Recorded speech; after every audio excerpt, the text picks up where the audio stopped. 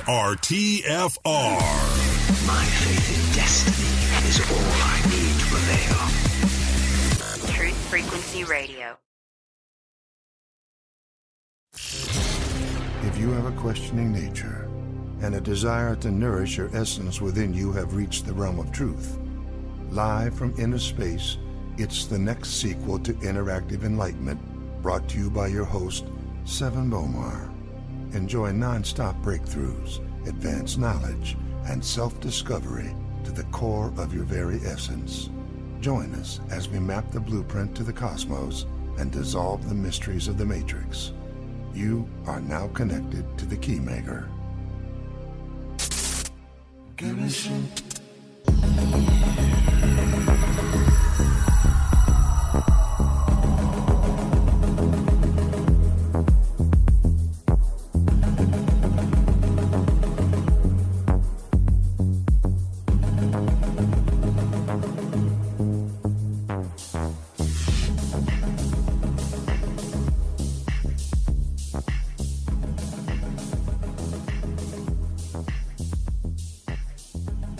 Wholeness and balanced vibration to everyone, and thank you for tuning in for yet another amazing show of the KEYMAKER. Today is Saturday, and obviously it's 7 Central. It's the 28th, and I guess it's White Saturday since yesterday was Black Friday. But I definitely have some stuff lined up today. It's going to be an amazing time as always, and we're just going to get a lot more clarity. But this is definitely a continuation of the KEYMAKER series. I've really been digging deep into things this week. And the thing that I really like about this show is it really presents the stuff that you need to really know and what's really going to make some major impact and some effects in your life from many dynamics because there's so many different people that actually tune into this message. We have people from all walks of life, people who are definitely have a day job or even run very large companies and have careers, to those who have the freedom to be somewhat isolated and have figured out their financial situation some way or another, so just have the opportunity to spend on themselves. So we must, in every tense, keep generating something that fits what we have going on. And so that's what this is about, because for me personally at this point, I've really been doing my best to first not be redundant, only if it's necessary, if there needs to be some kind of repetition to something that's repeated. But I do think that Earth itself, being in a loop and being in time, is somewhat redundant itself. So we are challenged in every tense to be innovative.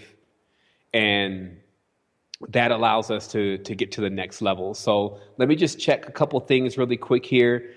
We just had a little season change around here in Costa Rica, so it has my nose just a little stuffy. So if I sound a little bit different today, just know that I'm clearing it out, and I should be back at 100%, or what I should say is 150%, because I'm at 100% now during the next show. So here we go. So today's show is actually called the Holographic Projector. I generally generate many of the titles to the shows once the show is finished, even though I do have a pretty extensive set of notes. But today's message is really going to be centered around getting to the next step of our total realization of where we are, how things are set up, what we're doing, and how our actions every single day and every single moment somewhat indicate our dimensional perspective. And we talked last week about being hyperdimensional and how to realize that you do have a hyperdimensional lifestyle. So if you're polarized and only dealing with things from, let's say, one aspect, then we challenge you in a certain tense to spread yourself out further in it, to look at things from different angles. And so that's what today's message is about. So I'm going to start off first by, we're going to go into some of the ancient times, because me, I love to go back to the beginning, because that gives me an idea of what's going on now, as I've titled one of the shows, The Ancient Future. And it is because I do 100% believe that this is on a continuous repeat cycle unless we change it. And so if you're really looking for the meaning to life or the meaning to something that you're experiencing, you only need to look into the past, and then you'll be able to get it very clearly, especially if you know how to simplify the message. So I want to start off by talking about the author of confusion. Like, who is the author or the originator of confusion for this particular life cycle that we're all existing in, because this biorhythm connects because we can still recollect to a certain time. Like we can go back to Angkor Wat, we can think about Kemet, we can go to into India or into the Persian Empire, and we can go to Samaria. And what I mean by that is that we could still recollect somewhat based on the images that we've been giving and based on our own experiences and things that have come from our great-grandparents and our ancestors. We can actually recall that period. But there is a certain point where there's somewhat of a gray area. Like if I asked you about your hyperdimensional aspects and, you know, what planets that you may have existed on or that you exist on now, there may be somewhat of a gray area there. And so what I've started to really accredit that to is that there was a point within our continuum, in which I see is like a spiral, to where there was a certain schism or a point of disconnect. And it's this point of disconnect that until we bring that point back together within ourselves, that we'll remain hazy about who we are, what is our potential, etc. And so when I searched in my own consciousness to find, you know, where that origin point could be, so that I could, you know, do my own time traveling and my own projector, which we'll talk about in just a little bit, to get to that point to actually be able to undo and mend what had been done, I came up to this point of the author of confusion. So the story is that I have today, and it's not, you know, really a story in a fictional sense, it's very non-fictional, but the author of the confusion actually has already identified itself in two dualistic aspects. And that means there's two sides to the confusion going on in the dimension. And today we're going to identify those two sides so we can get actually to the triplicity, which is where we're going to be able to, what I say is triangulate ourselves to figure out exactly where we are at this stage in time and in space. And so what you have is you have two characters then. You have the king and the priest. And I'll say that again, you really have to understand at this point that there's two systems that are pervading the world that are causing the most confusion. And that's the king and the priest. So you have the religious books and God, and then you have the laws and the king. And everything can be on the physical plane divided into those two aspects as far as what is delivered in this modern time, because you have, of course, the laws that separate what you can and cannot do, create the borders. You also have the religions which say, you know, this is what you should be doing, this is who you should be worshiping. And then obviously there's more conflicts over these laws and these borders and these religions than anything else. In fact, it becomes like, I would use the term mother, but in this sense, it's more like the father. It becomes like the father or the originator of all the confusion. So thus, the author of confusion. So we can trace this down even deeper, because obviously just saying, okay, it's the priest and it's the king, you know, we all heard that before. We know about Khan, you know, as in Genghis Khan being a king. We know that word does connect back to Cohen, which actually means a priest. So we already see a relationship between the king and the priest, but there's almost like a silent rule that the two are to never publicly associate with one another, but to create two what appears to be separate systems that the populace and the masses continue to have conflicts in figuring out which one they want over another and which thing that they choose to do. So where we find this at first is actually language. And so what we find is when we go into the origins of the modern languages is we find actually hieratic script. And that's also known as the priestly script. It's the language that the priests wrote in. It was used by the pharaohs in the early dynasties, when the dynasties actually began. And the hieratic script moves from left to right. So what I find here is that indeed the earliest texts from Egypt are produced with ink and brush, with no indication of their signs. Their signs are descendants of hieroglyphs, meaning that this hieratic script, which sometimes is tried to that the scholars try to put it in with hieroglyphs, but it actually has no relation to hieroglyphs. Hieroglyphs was a language that, may be rather recent, but it's definitely not an indigenous tongue. So it says, true monumental hieroglyphs carved in stone did not appear until the first dynasty. So this means that there was only really indigenous languages being spoken before the hieratic script or the priestly script.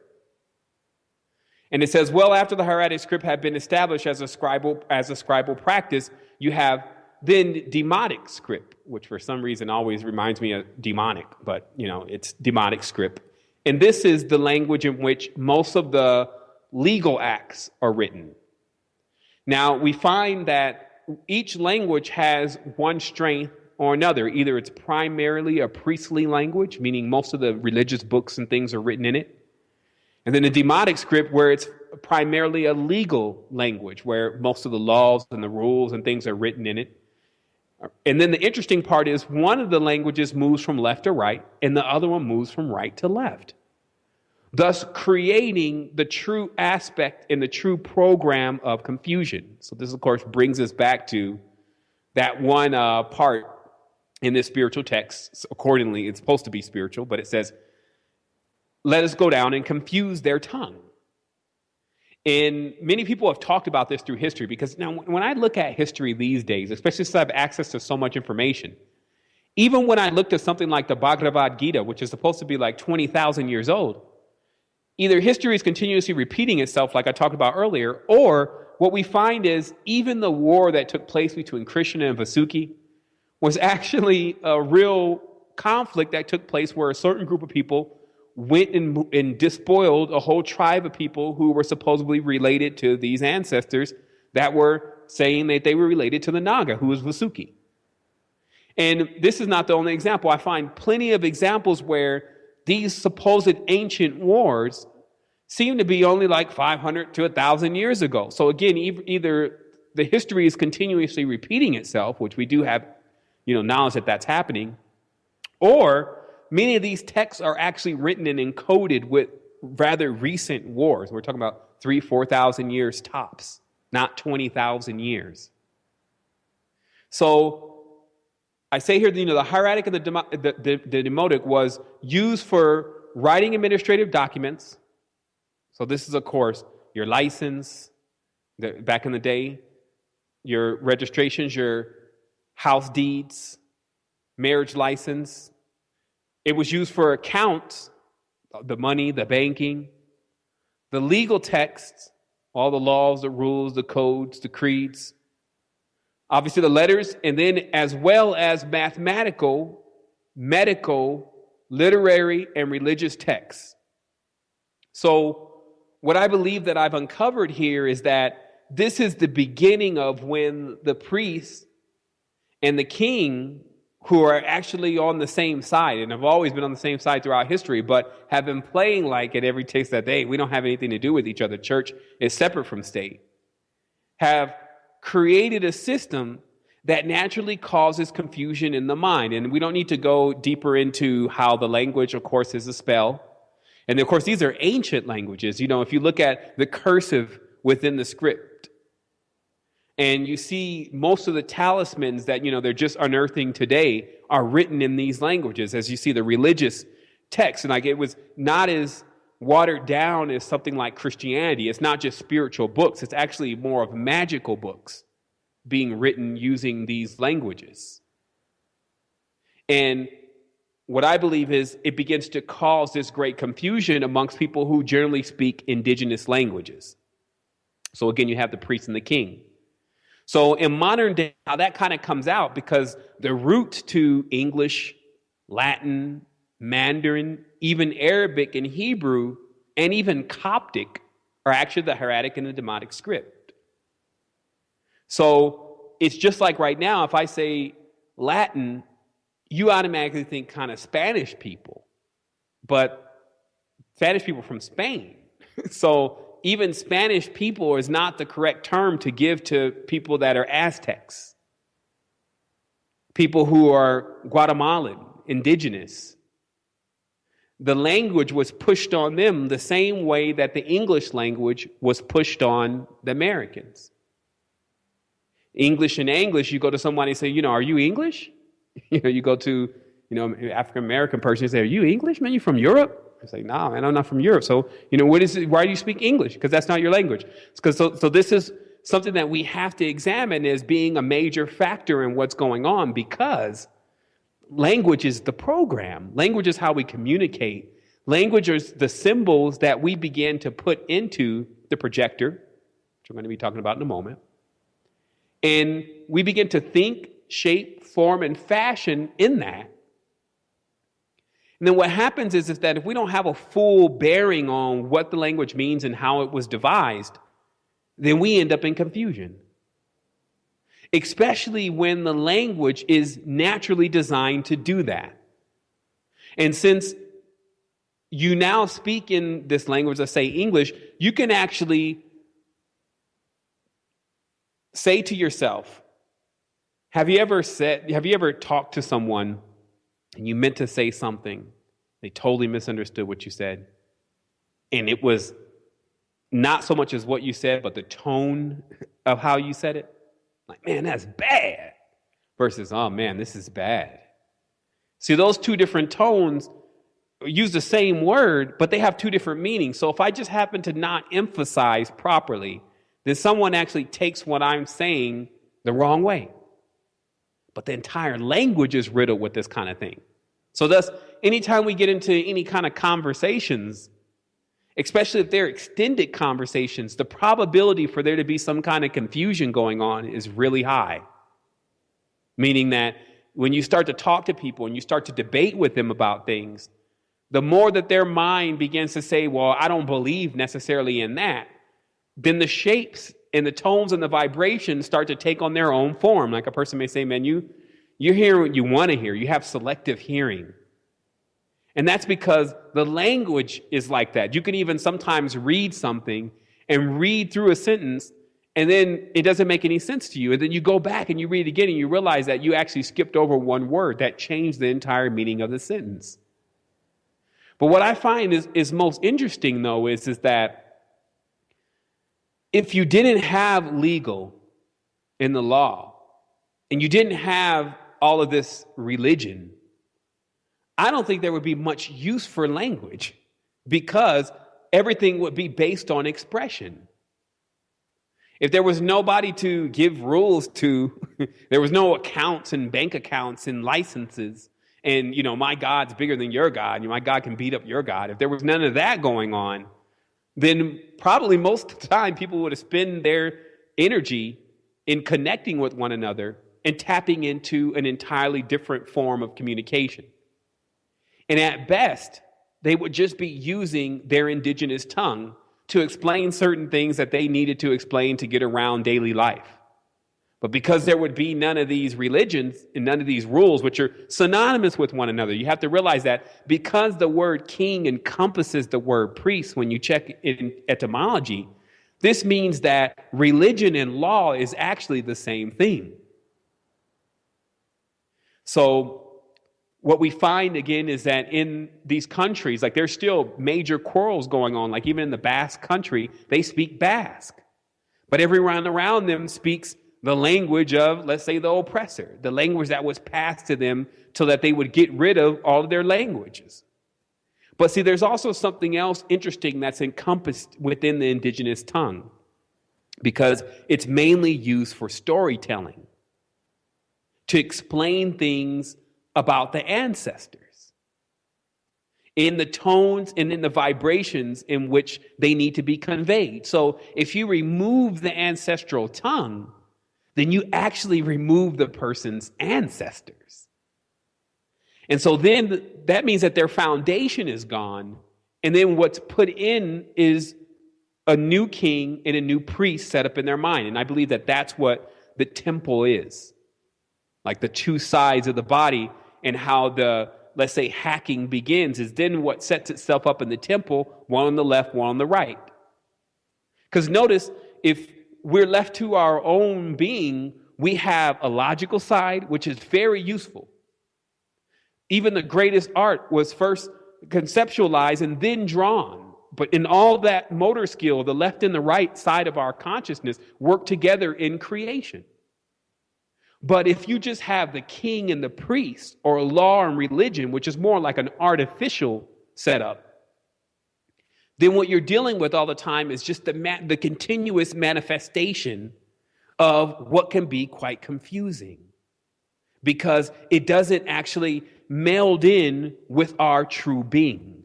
And this is what I started realizing, to where there was a triplicity, more of a triplicity into the reality. Now we know this, we always talk about, the Father, the Son, or in this case, the mother, the father, the child. And, the ancient geometry, the pyramid, all this says that there's a three going on here. This is the third planet from the sun. You cannot triangulate anything with 2 points. You need 3 points. So this means that there is a part of us, and we're just crawling in a sense out of the mire of duality, but there's a part of us that's been neglected. And I call it this third side. And when we start to identify that third side and it's being left out, that's when we can find our way to wholeness, because this is an actual progress here. This is not just about a conversation. This is about an action. Like, I get tons of questions about, especially now, of people running the full gambit of knowledge, but in desperate need of finding some level of application to make some real change. Because just like with me, it's happening with everyone else. The words, there's some fireworks. So I guess they're having a White Saturday. There's always a holiday going on over here. So if you hear some booming going on in the background, they're not shooting. So what I want to talk about during this conversation is about how you move to your next space, which should be your final space, by identifying where these dualistic forms are set up. That's been kind of the key of the KEYMAKER, is to understand and place duality. And we've done a pretty good job of that for the last few shows. And now we're packing up our stuff, because we never stay in any space for too long. And we're making our journey to triplicity, so that we can solve this once and for all. We can actually triangulate the problem. And a big part of this is realizing that artificial construct that has been set up in our consciousness that we're projecting. And I'll explain that. And it's because, when they say that the reality is holographic, that, there's somewhat of a projection to this reality, we often think that, okay, so we're in some kind of huge projection machine. But the truth is, when you understand the tesseract, is that everything that's being done in the reality is actually being done with our own faculties. So thus, we have the holographic projector. It's not something that we're actually in per se. It's something that's inside of us, something that we're choosing to use that has multiple uses, but primarily it's being used by the specific left and right, or the king and the priest set up in both sides of our consciousness in the artificial construct that's been developed. So I want to simplify this by just saying that we've been bamboozled. That's as simple as it can get. That you can find in history, this is not about ETs, this is not about extraterrestrials and creatures from space. We don't even have to go that far. You can find in your history that your entire foundation has been removed. Your memory bank, which is your ancestors, they're just keeping the knowledge of who you are. That latest backup has been removed, and what has been restored is another language and another program that actually belongs to a specific author, aka the author of confusion. And how you can move from that, because some people are saying, well, what am I supposed to do now then? I got to learn another language? No, the sheer fact of knowing this, that's to say, knowing is half the battle. See, the rest of the battle, though, is the deprogramming. But the sheer fact of knowing this starts to give you a lot of resolve about, well, what's happening? So why is there so much confusion? Well, there's no more confusion in this world than that is caused by religion. There's no more confusion in the world that is caused by the laws. You have one aspect of it, and I don't mean to be redundant here, but I do want to go ahead and coast into the break so that the fireworks can end. But you have one aspect of this that comes from a priest. This priest king is giving the knowledge and the information supposedly about a God, but what he's actually pointing to is the king. Notice the play. It's like, well, yeah, it's the King of Kings. And then the king is doing the same thing. The king is saying, well, we need the approval of the priest. So when we have the approval of the priest, we'll have the approval of the people, right, people? If the priest says that I'm supposed to be king, then that means God has chosen me to be king. You see how the game works? So they just ping pong back and forth. And then the people are just there because they got the language in their mind.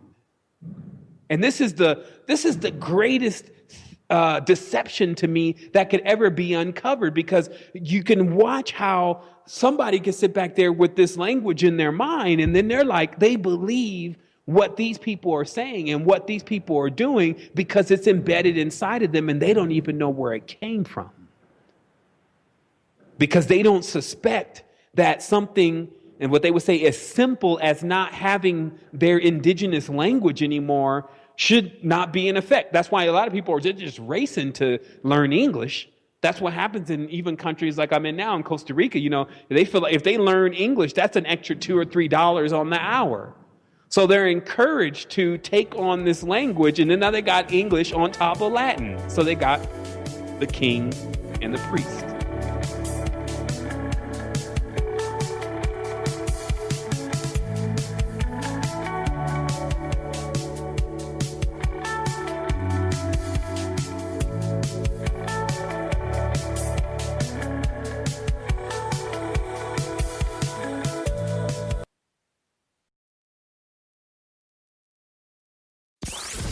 The Freedom Link with Joe Joseph, Monday and Wednesday on Truth Frequency Radio.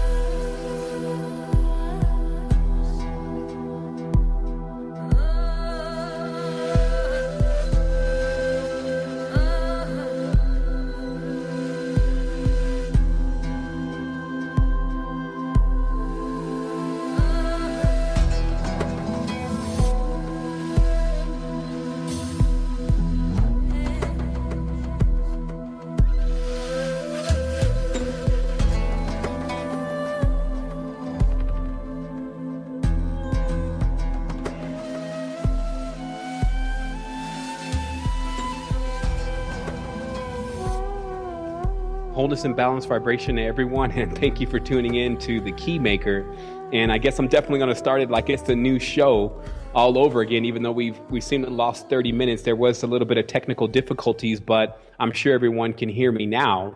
And there's an amazing show going on today. I have to do it again. So, whatever, that was just somewhat of a rehearsal. But I did want to say, first and foremost, again, thank you for joining. I call this White Saturday. Because obviously yesterday was Black Friday, and it's time to really get to it. I have an action-packed message, so action-packed. I mean, I guess there was some kind of block in the transmission for the first 30 minutes, but here it goes. So today, I'm calling today's show, it actually has a title, The Holographic Projector. And the reason is because, generally I have to put together a title after the show, but this show was just so much of, there was so much information about how to get in touch with yourself and what we've actually been doing from a hyperdimensional level and how that's begun to project the reality that we're living in. I felt like it's very important to at least coin the show as something specific so it becomes a reference point in people's minds. So what I was talking about, and I just again have to discuss this like we're going at it again, it's about the author of confusion. And what this is about is that this week I was really deep into contemplation about really repairing a lot of the schisms, or mainly a main schism that has happened in the past, because I see time as in our experience here across these planets and through the cosmos like a spiral. But I figure that something had to happen in that period to where we began to not have the ability to recollect and recall who we are, what we are, where we came from, etc. Something has broke that continuum. And I call that, again, the schism. And so when I really trace my own consciousness and what I know in my experiences, I come to what I call, again, the author of confusion. And today's message is about what really happened. And so what this is about is it's about two particular characters, the king and the priest. Because between those two characters, you actually get the entire explanation of what's going on in our consciousness and how this is affecting our division. But it's not all about talking about duality today. It's actually to sum up duality so that way we can make it to the final point, I believe, which is triplicity. So we can begin to triangulate our position in this space and time, and that way we can gain total bearing. And so the reason why I bring up the priest and the king is because I do have a methodical process that I go through in order to be able to connect something to find out whether it's true or not. If there's any truth to it, then it should match the blueprint. There should be an as above, so below resonation to it. And so when I begin to look back, what I found is in the language that one of the first languages that are actually produced, or what I would say is the mass production of a language, is the hieratic or priestly script. And this script is what was mainly used by the pharaohs in the early dynasties. It moves from left to right.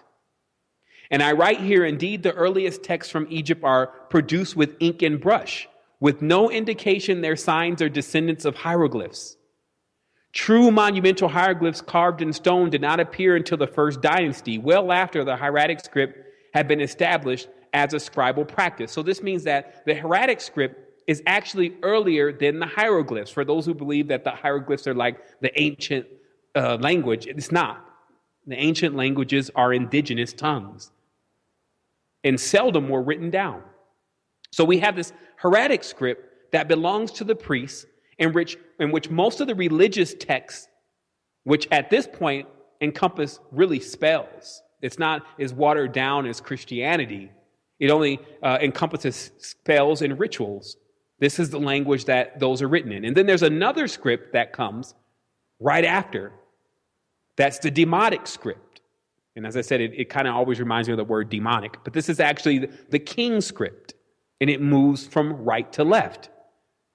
And in this text, most of the legal text, this is the administrative documents, accounts, legal text, letters, stuff related to mathematical procedures. That's what's written in the demonic text. So here we have it, that two languages are introduced that become the father to later languages such as English, Greek, Latin, Mandarin, etc. And each of these texts have a primary, although they do cross over in certain instances. There are religious texts in demonic script, but each text is primarily used for a specific reason. Either one is related to what the king is doing. This is the laws. This is the rules. This is the decrees. This is the borders. This is the bulls or the edicts. And then one related to what the priest is doing. This is what gods should be worshipped, when they should be called on. And what I find in this is that this is when this artificial architecture, if you may, is now erected within a person's consciousness. And I believe it personally begins to affect the temple. And the interesting part about this is the king and the priest play this game as if they are not related, that they have nothing to do with one another. They actually, in some texts, despise one another. That's one segment of time where the king is supposed to be over here, even though he has his own language, and the priest is over there, and they have their own language, and they're separating church and state. But behind everyone's back, they're both in on it together. And you only find that popping out in history later on when the king needs the approval of the priest to become the divine ruler. It's like basically saying, well, if the priest says that I'm the chosen king, And then the people should give me their blessings because I was chosen by the priest. And then likewise, the priests have a tendency to do the same thing. Once they can get authenticated by the king, then whatever it is, their spiritual knowledge or whatever can actually be passed to everyone.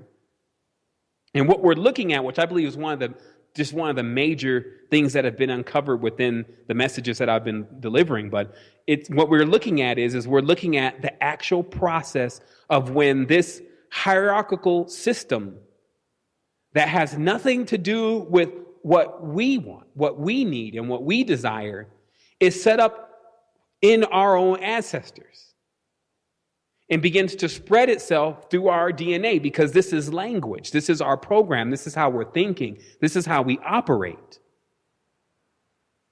And what we find is that later languages such as English, Latin, Mandarin, Arabic, Hebrew, and even Coptic are all children of the hieratic and demotic script. And so it's just like today, if I say Latin, then you may think Spanish people. And then you may think, oh, people from Mexico, when those are Aztecs. Just like if I say English, that's from England, but is African American from England? No. So ancestrally, no. So it's these languages then. So then this harkens back to that point in time in the religious doctrines where it says, God says, let us go down and confuse them. So this is really the king. And it says, let us. So there's a company of beings. This is the court, the priest, the rest of them saying, let us go out and spread this language that's going to confuse them. Now, why is it going to confuse them? It's because the language that people spoke was their ancestral tongue. And the only thing that this tongue encompasses is actually stories of their ancestors.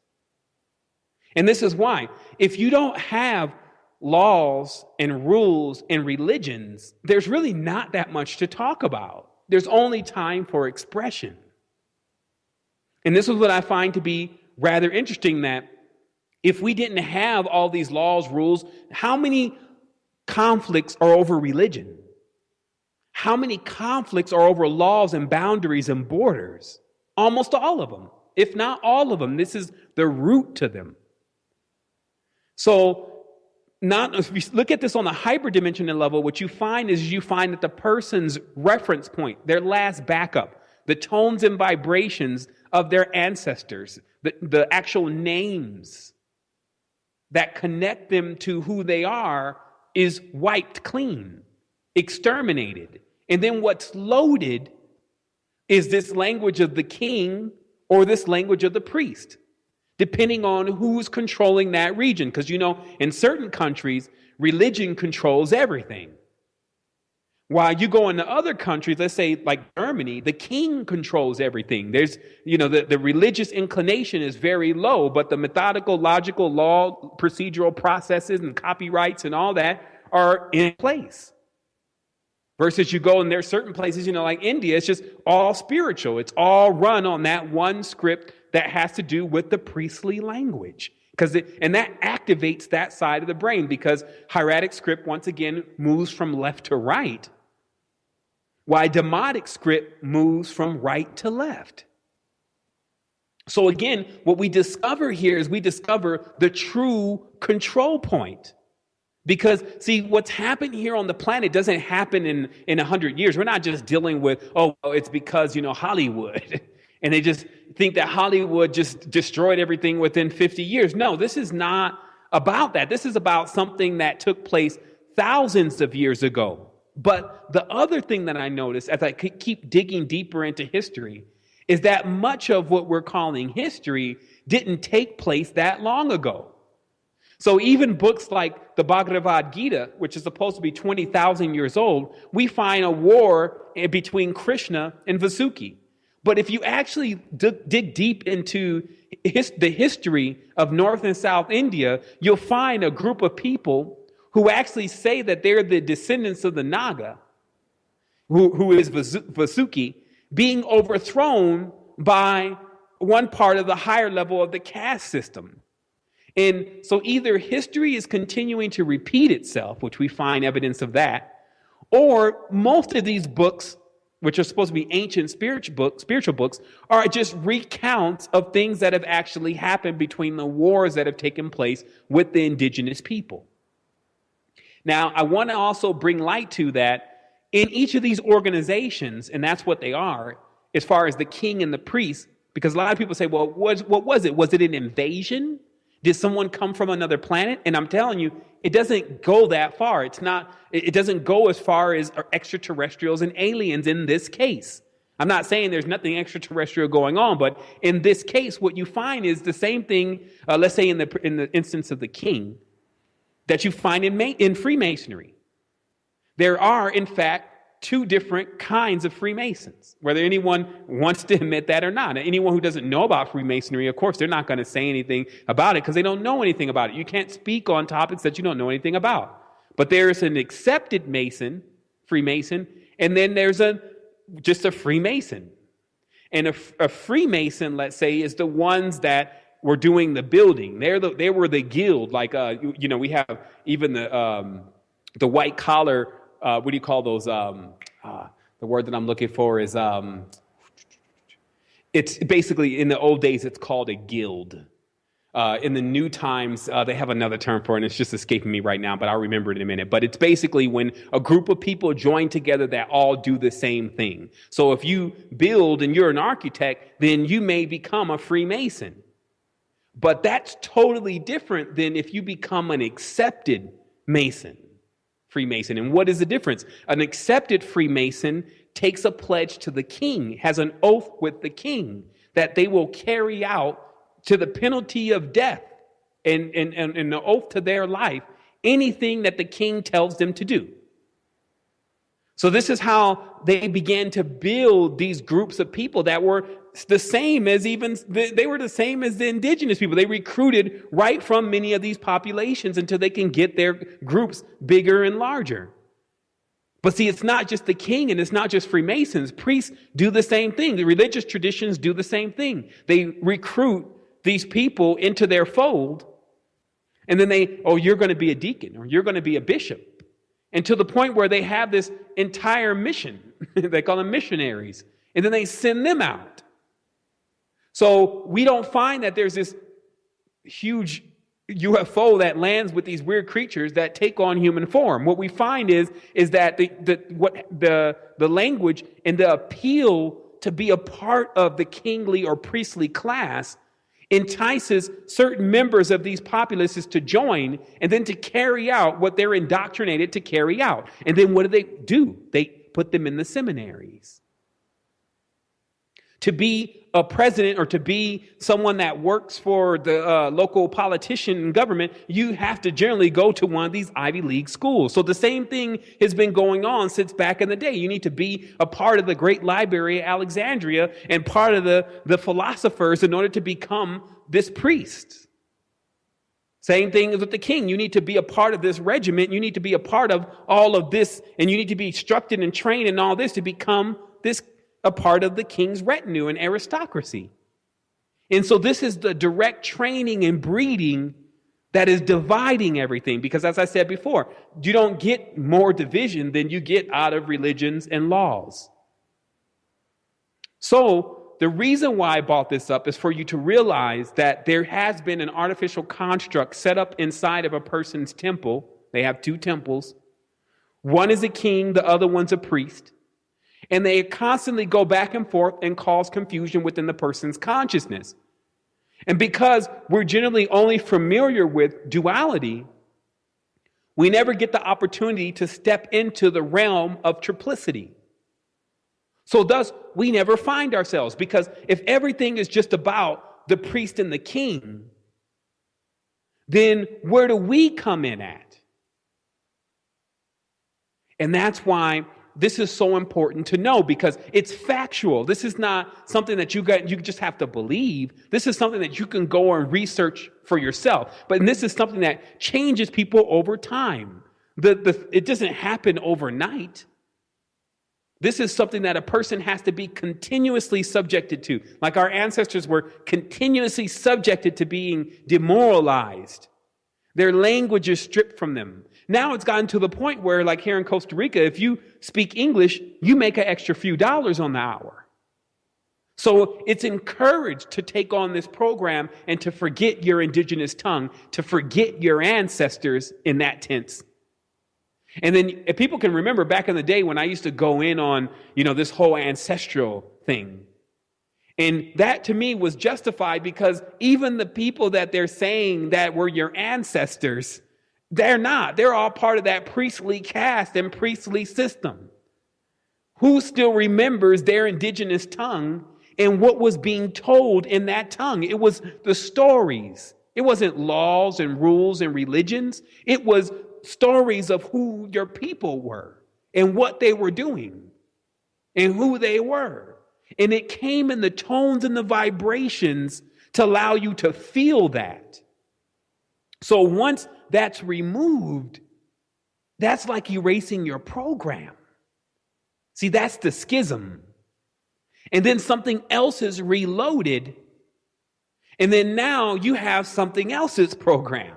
And you operate on that. Now, I will say that, because I know some are saying, what am I supposed to do now? I got to find another language. Now, first thing is that knowing is half the battle. They tell you that in G.I. Joe.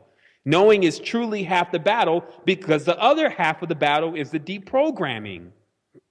But now you know where this stuff comes from. Now you know where this confusion. I say that sometimes we're living in this emo reality where everyone's just so emotional. They want to fight. They want to argue. They want to cry.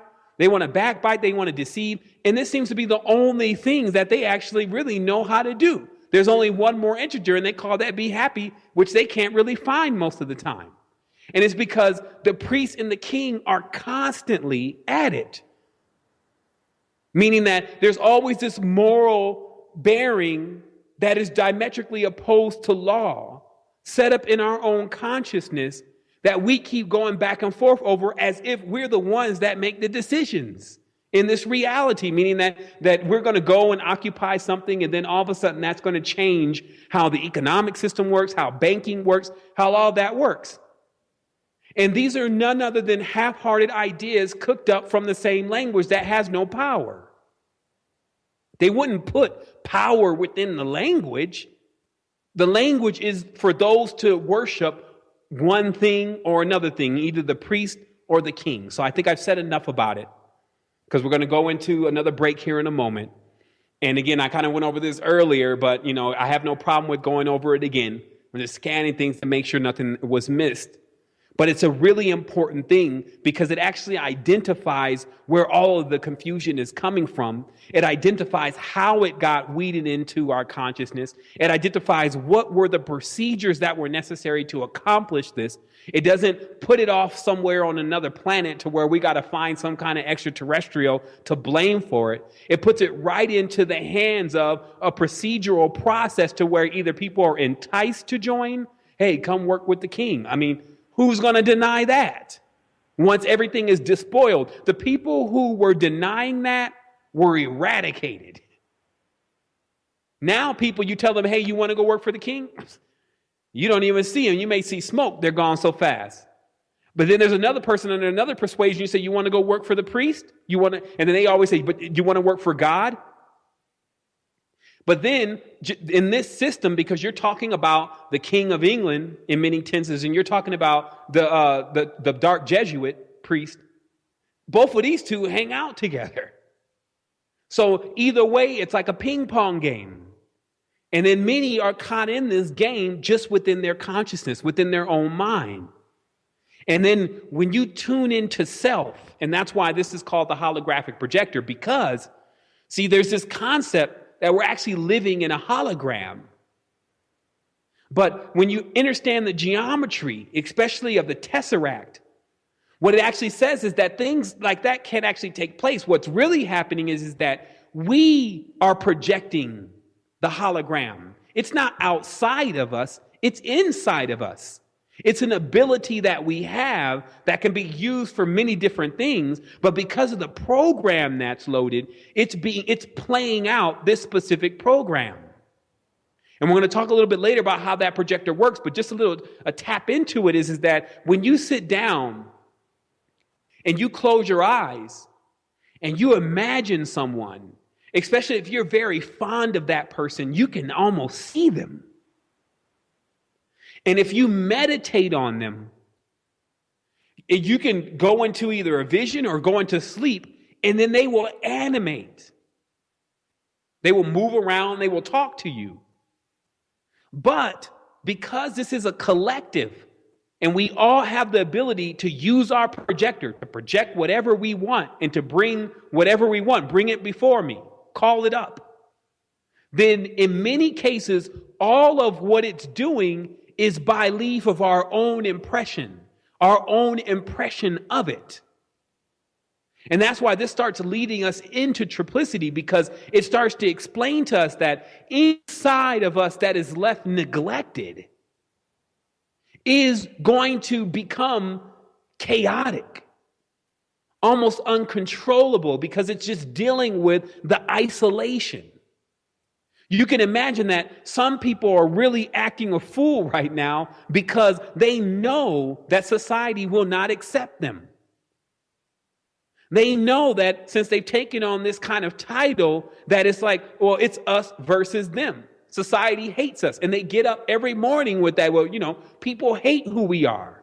And it's like this whole Aldous Huxley, the New World Order. And what I'm saying is that when we begin to discover the triplicity within ourselves, that we've been spending so much time in the king and the priest's games, that chessboard and that checkerboard, that we've neglected our own selves and to spend time with ourselves rather than looking externally in every tense for solutions. What this causes is an extreme schism to where we have a gap in our knowledge. It's like a rift. And you have to begin to understand how to patch that or mend that. And today, this is not just about repair, because remember, repairing means to put two back together. This is about bringing the three back together to make it whole, to begin to cancel out what is illusionary, what doesn't serve you, what actually doesn't give you anything. You see, doesn't increase who you are. And so a big part of this is about going at this concept, first of all, about a twin flame. And this is basically the belief that there's someone here on the planet for you. And I'm not saying that, there's not great mates and that there's not people that you can be with that enhance who you are. But I'm saying the entire concept itself of looking for something externally, mainly one thing or one person, to fulfill everything that you are, is no different than the idea of trying to find some kind of external God to fulfill your religious or spiritual void. But sometimes we don't see it as the same thing. And then when we come back from break, what we're going to talk about how to connect with that triplicity inside of yourself. So that way, anyone that you meet on the path experiences you as you really are, not a person that's injured, looking for something to basically connect to feel like that they found something, when in all actuality, they found nothing yet. And so this is what it's about. It's about identifying these aspects of yourself, what's part of you, and what's been embedded in order to get closer to the truth.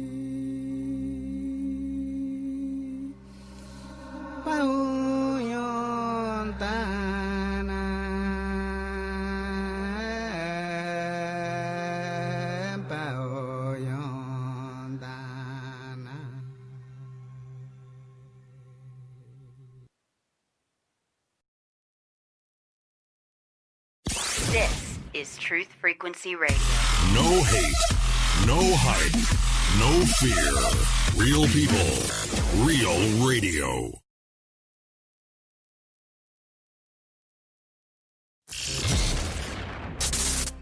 Give me some.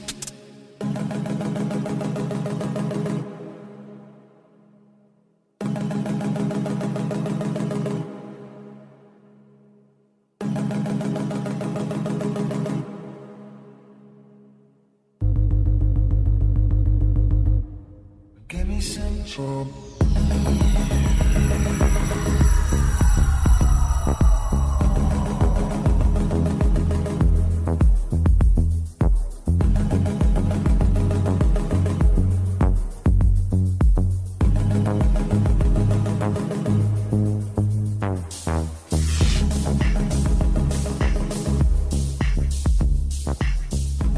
All right, we're forward and we're talking about the schism. We're talking about the major disconnection going on in our consciousness that is in effect messing with people and has been messing with people for what appears to be thousands of years.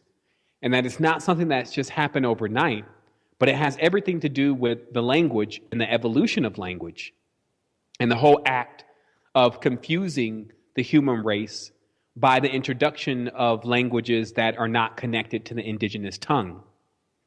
We talked about how the indigenous languages actually contain the tones and the vibrations related to the ancestral aspects of our past. And since our past is our future, it serves as somewhat of a guide for us to begin to understand who we are and what we are, since everything is frequency and vibration. And I came across this a while ago where when analyzing some of the indigenous names, you know, you get names like he of great power and strength, of the blue lightning and wave coming off the coast of, and then you get a whole meaning within the language and within the name. And then now you can get something as simple as James. I'll just use my name so somebody doesn't think I'm calling them out. But it's a removal, in a sense, of the power or the knowledge and the vibration of who you were and who you always will be. Because, see, if you have this family lineage, let's say, if you can go through your whole chart and everyone has been amazing and done something great, then that courses and runs through you. It's not like today where, you know, just because your family, they're businessmen, and then you don't become a great businessman, then you're a failure to the family. See, all that's still a part of the new system that has been set up that equals if a person's made great accomplishments. Versus the ancestral system was more about how long you existed, how strong you were through your existence, and then also your connection beyond physical life. And that's what those ancient tongues were about. And that's why they say when they talk about, you know, and I think that most of it is probably not true, but they say, oh, well, yeah, in these societies, they use these weird languages and they're like ancient tongues.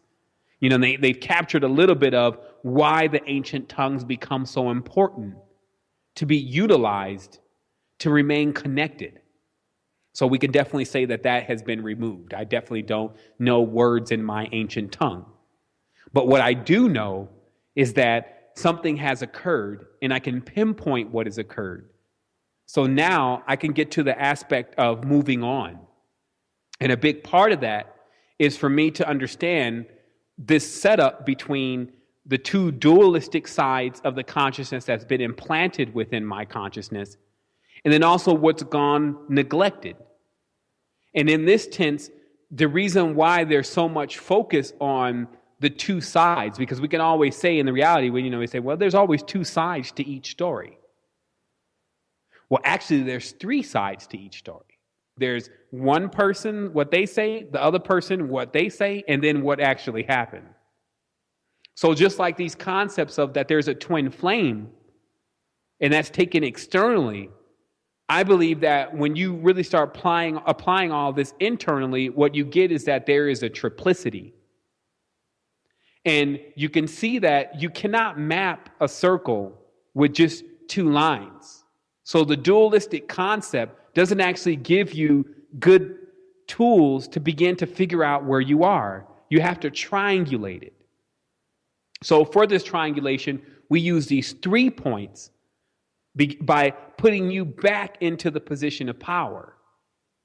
So we let this priest and this king remain as the lower parts of the triangle, and then we elevate you to the top part.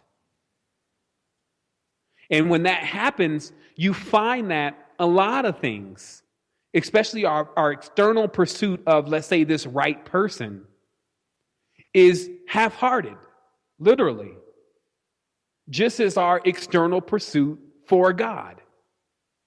So the same thing that people have grown beyond with the gods and with external religions such as Christianity, we have to begin to learn how to do that also within our needs and our aspects of our personal consciousness, or what we call our personal lives. And start to realize that what's going on is that we're neglecting becoming whole inside of ourselves because we're doing so much external.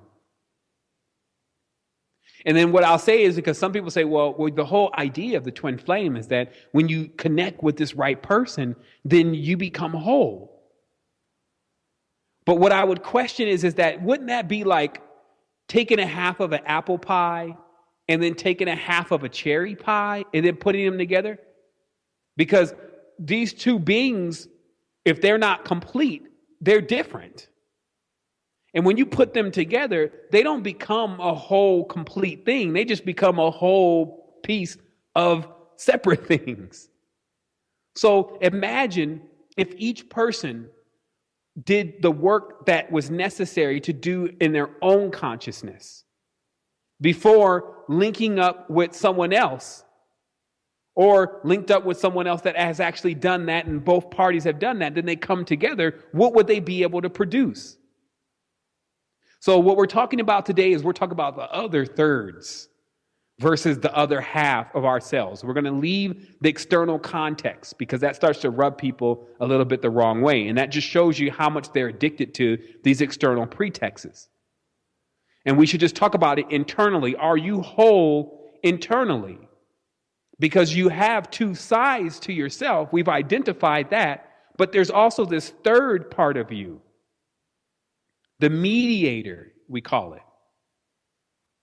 And when we go to the world, though, because we can use that as our external mirror to begin to identify this part of self that often gets neglected, and how that part of self becomes so dark.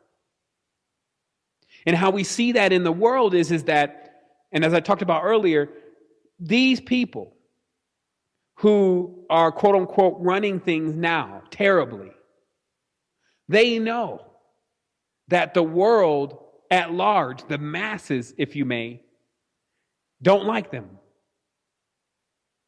They know that they have to stay in their clubs, they have to stay in their groups because they hear it almost on every single station. I mean, it's broadcasted. They can't be under the impression that they have the approval of everyone.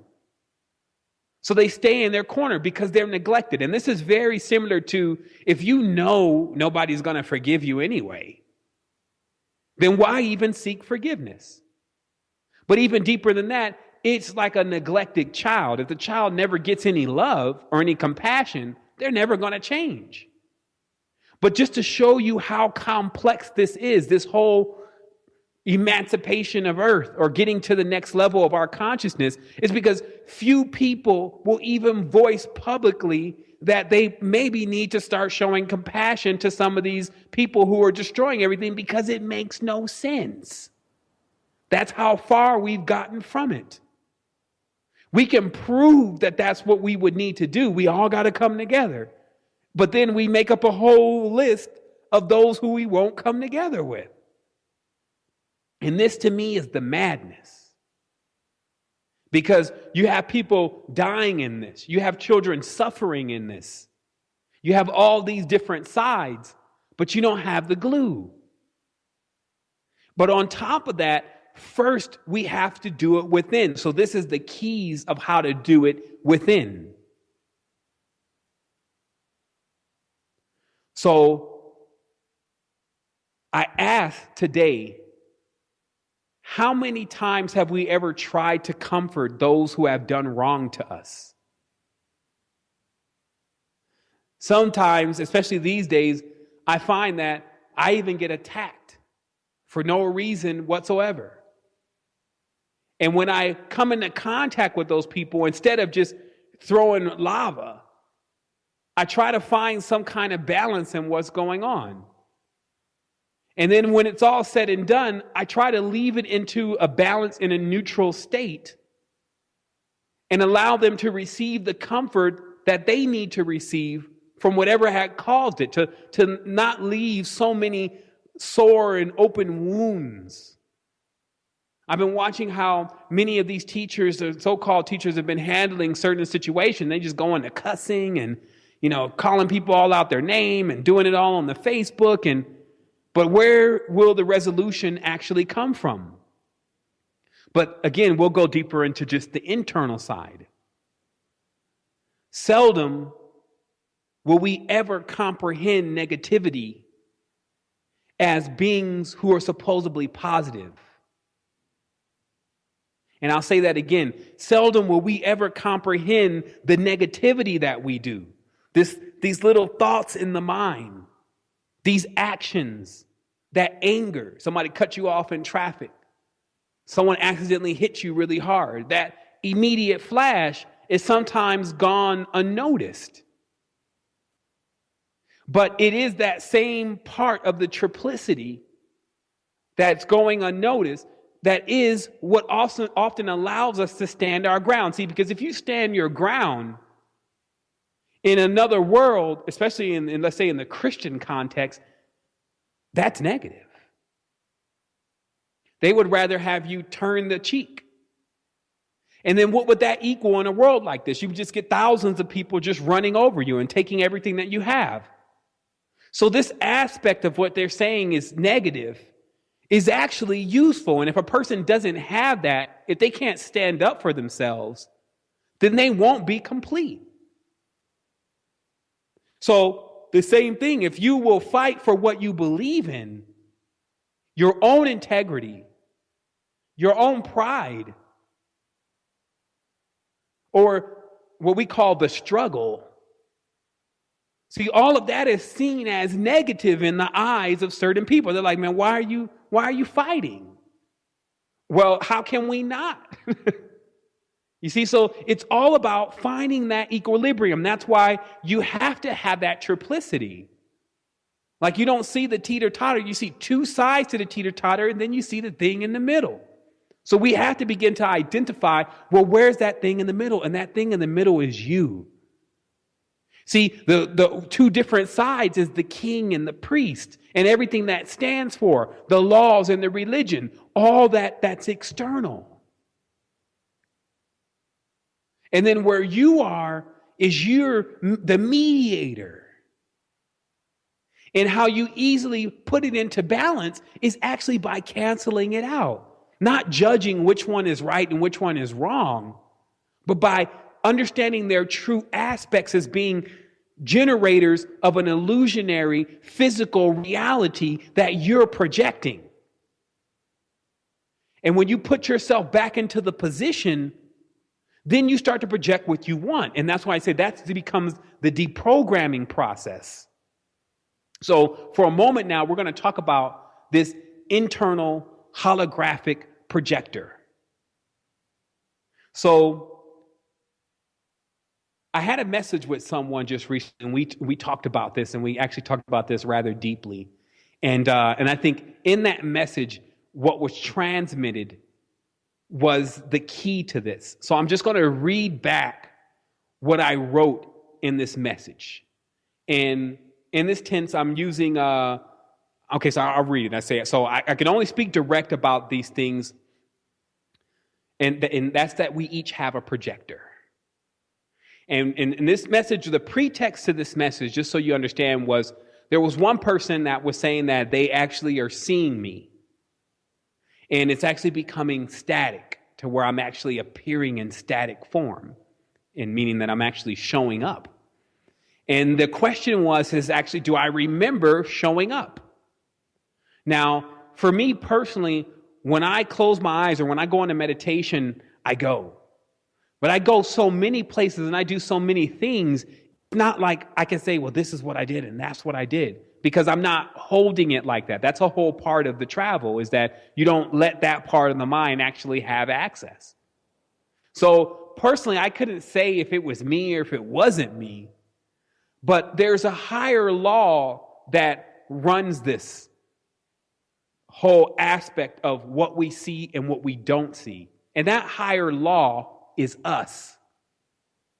See, because remember, we are the law. We are the spirituality, aka religion. The only other things that have been set up are artificial.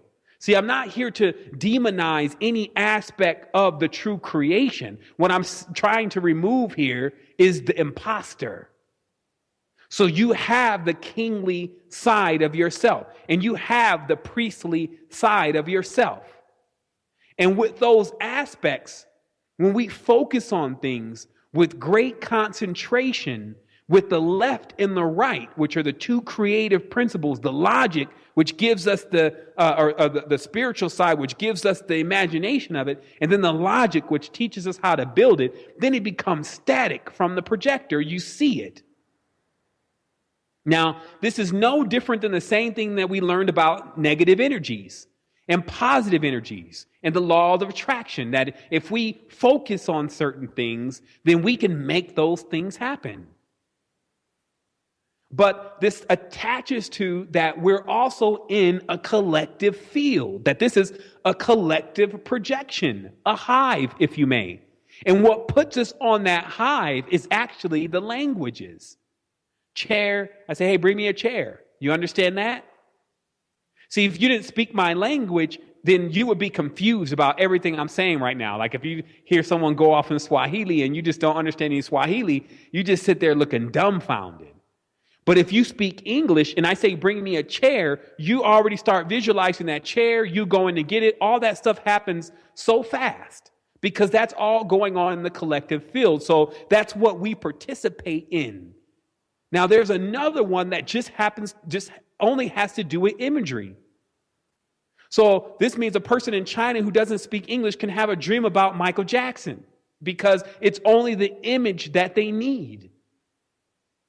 So we do have this ability to imagine one another. Just like I can close my eyes right now and I can picture Luis. So in this field, just like a dream, Luis can reflect certain thoughts and feelings.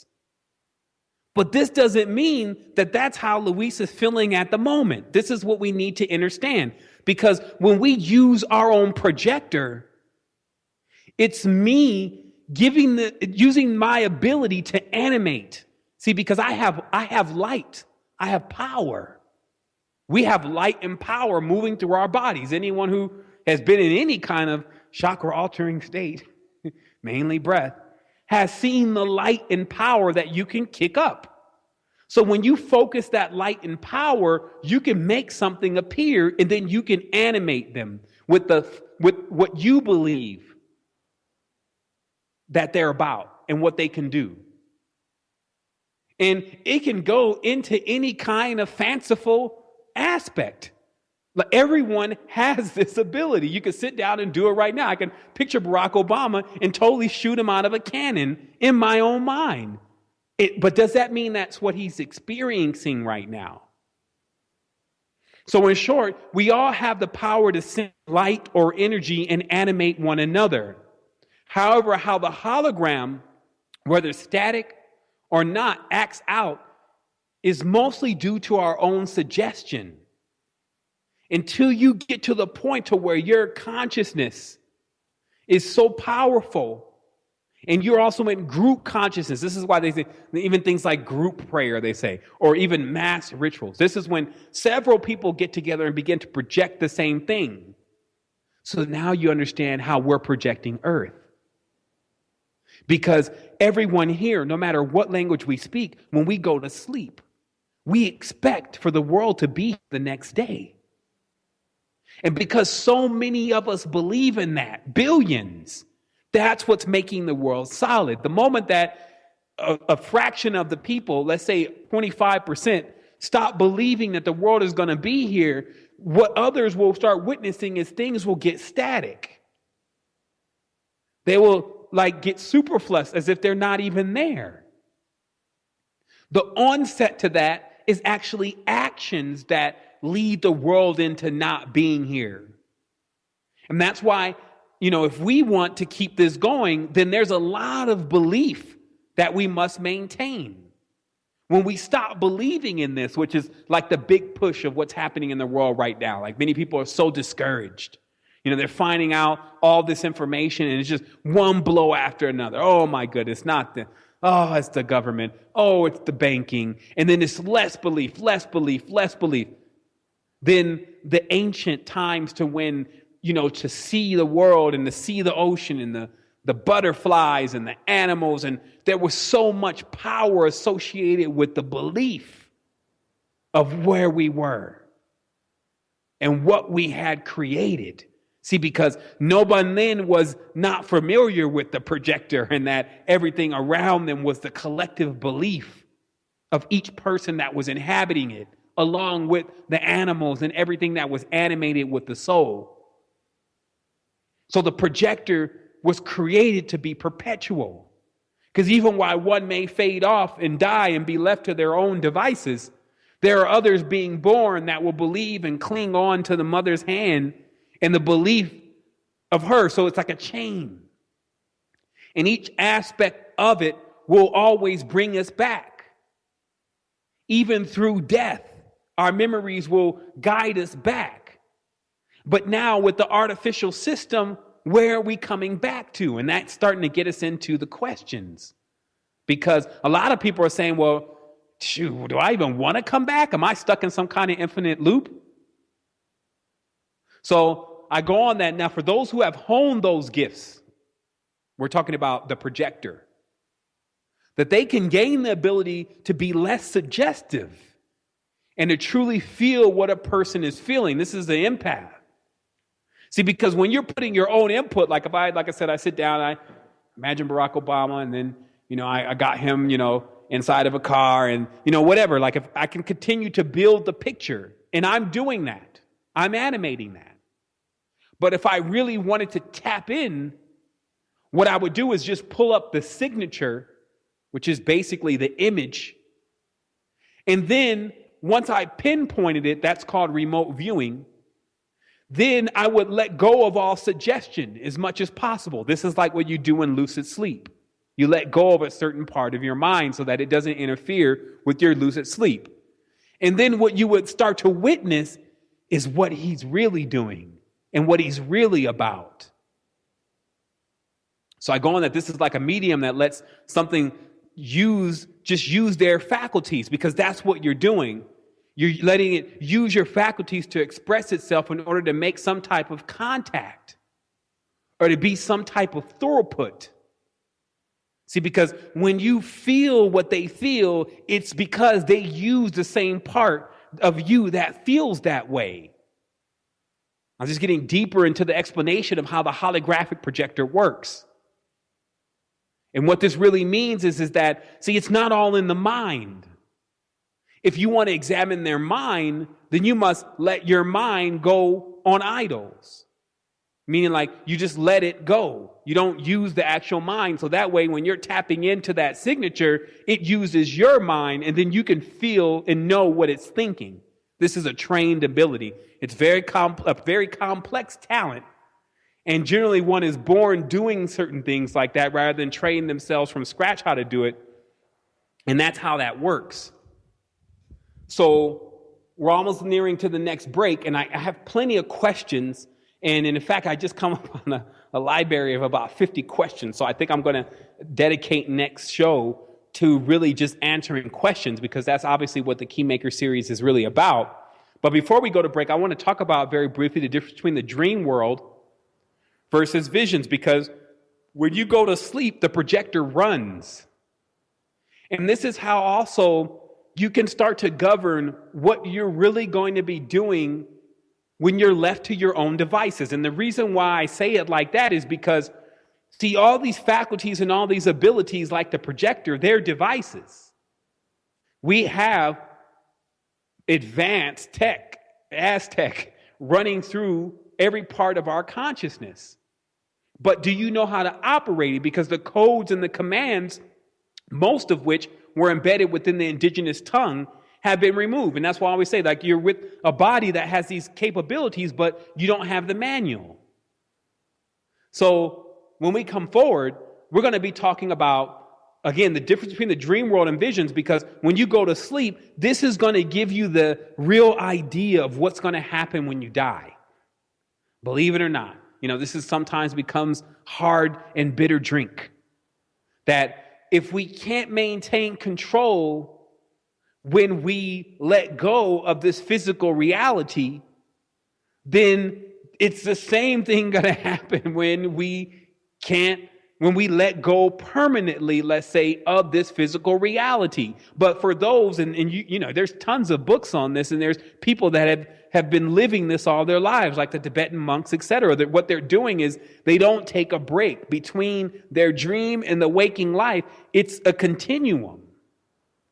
They have full control of that aspect, and many have already lucid dreamed before. It's very difficult to do now because there's so much to actually continue with. So again, when we come forward, as I always say, we're going to talk about that. I'm going to give a little bit of information about what just recently happened with CERN, because I really believe that it's important. And then we're going to get to some questions.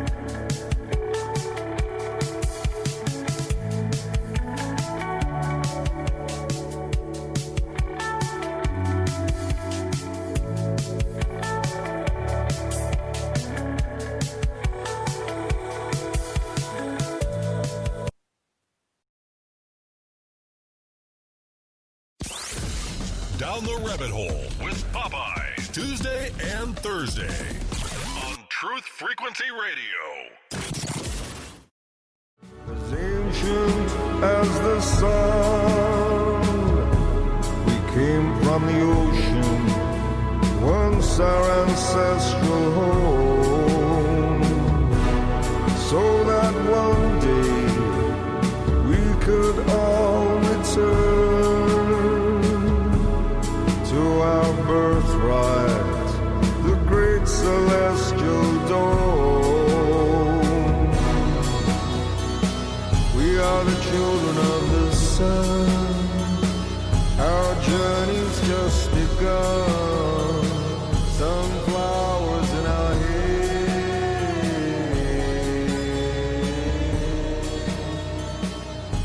And we're forward with the last half of today's show. Obviously, this is the Keymaker, and today we've covered some vast topics. It's unfortunate that we did miss out on that first 30 minutes, but we did come in at that last stretch and continue to push. So we have a bit more in the message today, so I'm going to have to pick up the pace. But the main thing that I really want everyone to remember is that, just remember, there's two languages really thriving on Earth, and it's the Hieratic and the Demotic scripts. One moves from left to right, and the other one moves from right to left. One is about the king, which is the laws, the rules, the edicts, the decrees, and the other one is about the priest, and that's the religious preference and determination of what is to happen with your spiritual being. And between those two languages, which come out into English, Latin, Mandarin, Arabic, Hebrew, and Coptic, which are all children to those languages, the world is controlled as the indigenous tongues have been removed, which contain the ancestral codes that connect the coil of our connection throughout the cosmos to who we are, because we're a continuum. So there's nothing separate from us and our ancestors. And this is the difference between modern religions and the ancient cosmic beliefs, because the cosmic belief system was all that the ancients functioned on. They took their charge from the stars.